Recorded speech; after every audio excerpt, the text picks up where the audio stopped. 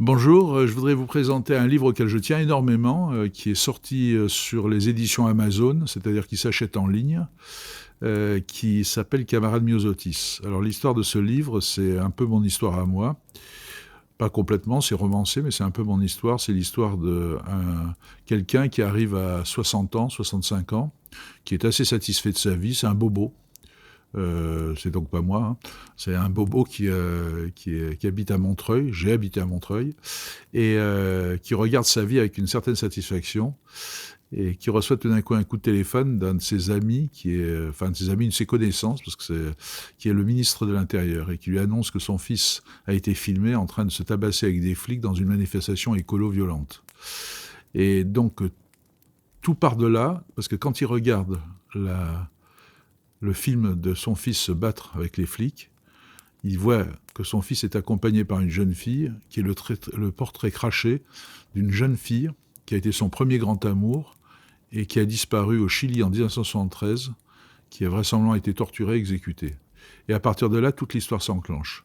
C'est-à-dire qu'on a affaire à quelqu'un qui a donc 60-65 ans, qui à la fois dit avoir réussi dans la vie, fait partie de ces gens de gauche qui se sont trahis mille et mille fois, et qui en même temps, à cause de ce souvenir de cette jeune fille, va faire une régression en arrière et va essayer de retrouver son passé.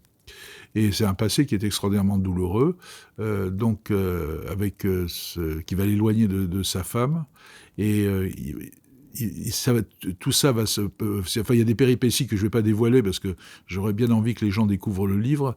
Petit à petit, au fur et à mesure, il va trouver les personnes qui ont été témoins des derniers moments, pas de la mort, mais de l'arrestation de sa compagne, qui s'appelle Mia, et qui avait comme pseudonyme, comme nom de guerre, si j'ose dire, dans la Ligue communiste, Myosotis, camarade Myosotis, qui est la plante qui dit, en anglais, je crois, enfin, je me souviens plus, ne m'oublie pas, donc c'est la plante du souvenir. Et donc, toute l'histoire va arriver jusqu'au Chili, où il va retrouver l'endroit, il va retrouver les témoins de la mort de sa compagne. Et voilà, et donc ça va se terminer dans le désert d'Atacama, qui est le grand désert au nord du Chili, qui est un désert assez étonnant, puisque c'est un désert qui est... il y a, je ne sais plus quel métal, mais en tout cas qui est vraiment désertique. Par contre, quand il pleut, tout d'un coup, il se couvre de fleurs. Et au-dessus de l'Atacama, il y a un observatoire du ciel, parce que le ciel est le plus pur de toute la planète.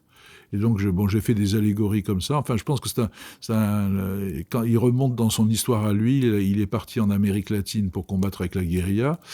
Il a participé à des assassinats ciblés en France avec un petit groupe d'extrême gauche qui s'appelait les Brigades révolutionnaires. Et il s'aperçoit que le combat de son fils, qui est un combat violent pour l'écologie, en fait rejoint le combat que lui avait mené quand il était jeune. Voilà. Donc c'est un livre que j'ai voulu, que je trouve en tout cas, qui a été très émouvant à écrire et qui, j'espère, est émouvant à lire aussi. Donc ça s'appelle Camarade Myosotis.